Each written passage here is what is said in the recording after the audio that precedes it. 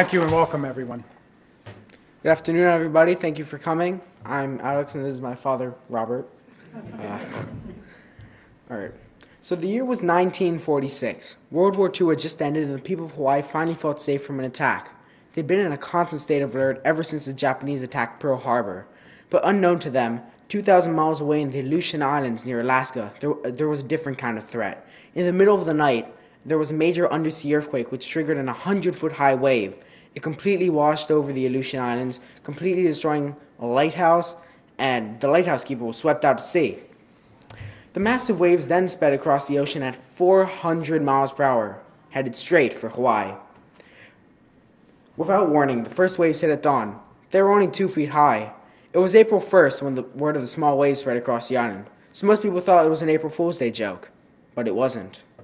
The city of Hilo sits on the windward side of the Big Island. It was picked by the early Hawaiians because it nestled around a beautiful crescent-shaped bay. Outside of the bay sits a small island called Coconut Island, or Moku'ola, as they call it there in Hawaii. The problem with the bay is it funneled into tsunami, making it higher and much more forceful. The wave was 20 feet high when it washed over Moku'ola. It was much higher and stronger when it hit Hawaii a few seconds later. The downtown was destroyed. Homes, buildings, businesses. The wave was so powerful it even carried a train up a hill. Another train was dragged out to sea by the receding wave.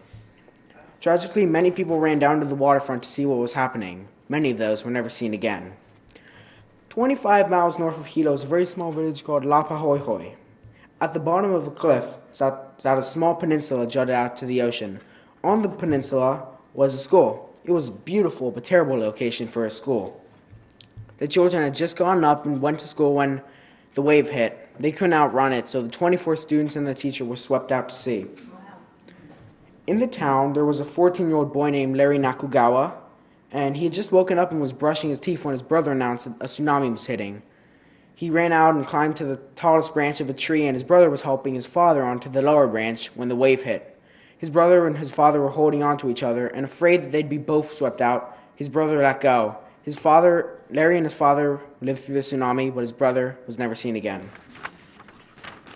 159 people died on the Big Island that day, 96 in Hilo alone. In 1948, the U.S. government set up the Pacific Tsunami Warning Center. It is a series of satellites and space and seismic wave monitors in the ocean that detect and track tsunamis. This is a tsunami tracking buoy. How they use this is when the wave comes, the buoy goes up and they can track where the wave is coming from, and they can predict how tall it will be and when it will hit. Thankfully, scientists can now warn people in Hawaii and around the world that a tsunami is coming, even if it's only an hour or two. In fact, another tsunami hit the Big Island in 1960, but this time the people had a warning. Scientists predicted that it would hit Hilo around midnight.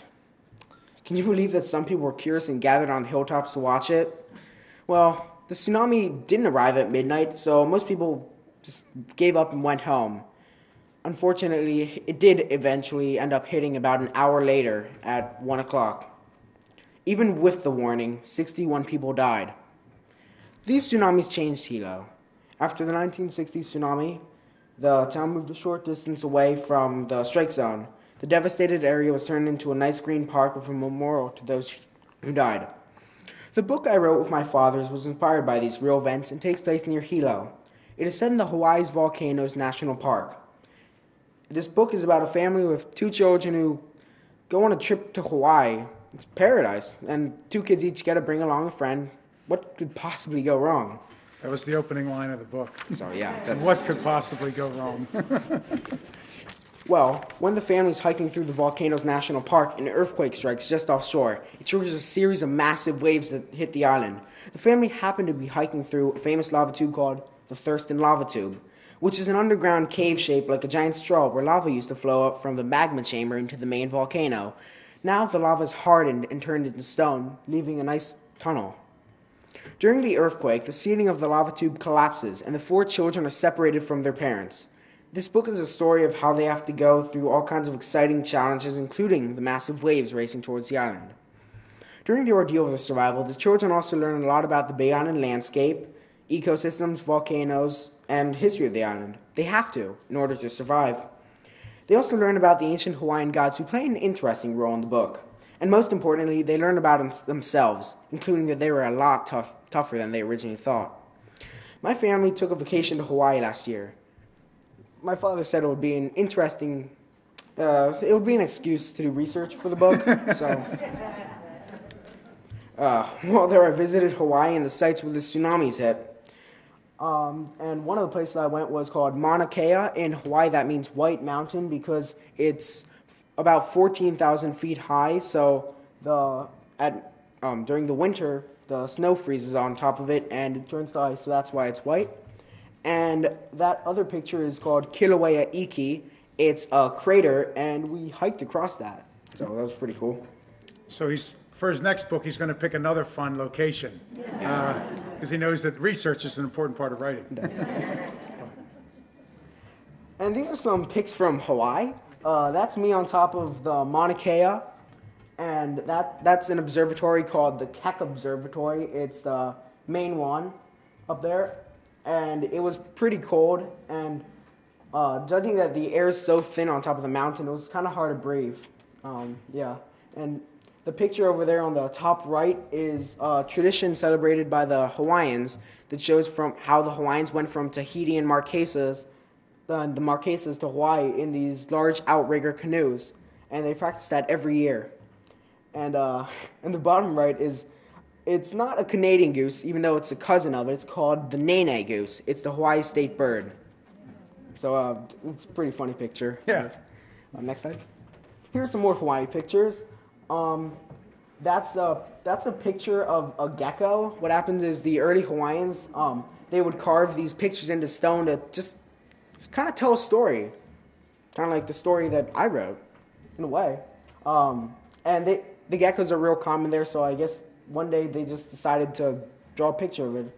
And it's still there. Yep. Yeah, all those are still there today. This picture is my sister and I, who's sitting right there. We were hiking down into the crater called Kilauea Iki, which I showed earlier, and there were a lot of vents and stuff, so it was kind of hot. You could smell the sulfur everywhere. Yeah, and speaking of sulfur, on the top right, that plant is called a lehuop tree. It has these beautiful red flowers, and it can survive the sulfur and the gas and stuff, even on the crater, because most plants can't survive that, and it's pretty cool. And the bottom right picture, just to show how tall Mauna Kea is, it's even taller than the plane and the clouds when we were flying. So that's a plane view from Mauna Kea. And next slide. Okay. Well, it was very cool to experience what my characters experienced. Fortunately, we didn't experience a tsunami. So. I also learned that during the 1960 tsunami, there were a group of kids from Hawaii who were camping at the Volcanoes National Park. When the wave hit, some of them were carried out to sea. But this is the exact spot where my book is set. I want to end this talk with 2 points. One is about writing a book. After the tsunami hit Japan, I thought of the story of the tsunami hitting Hawaii. I thought of the characters, the setting, and the ending.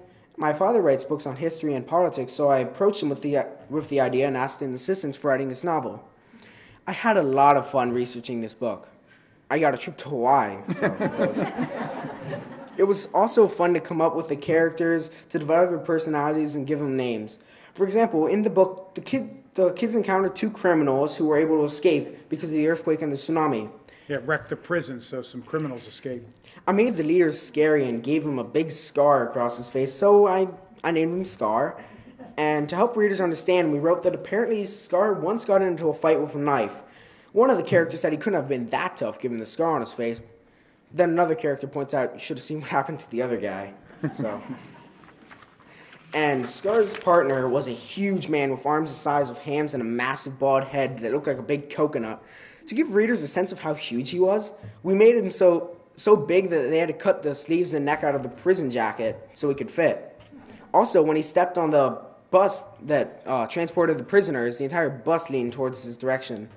So we made him so big and tough, there was only one possible name for him. Tiny. Tiny. He came up with the name. Yeah. Thank you. It was also fun to develop the storyline, the adventures, twists,